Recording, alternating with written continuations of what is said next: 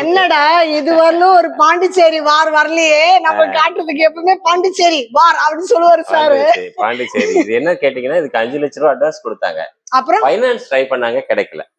அதுக்காக மறுபடியும் விட்டுருக்காங்க. ஆனா ரேட் இப்ப அதனால ஒரு லட்சம் கம்மியாவே கொடுக்குறாங்க. லாஸ்ட் டைம் 13 லாஸ்ட் டைம் விட்டவங்க இப்ப புடிச்சிடலாம் போய். ஆமா 12 லட்சம் ரூபாய்க்கு ஒரு XY வண்டி பொறுத்திருந்து வாங்கினாலும் ஒரு பெஸ்டான ஆஃபர்ல கிடைக்குதா உங்களுக்கு? ரொம்பவும் நல்லா இருக்கு.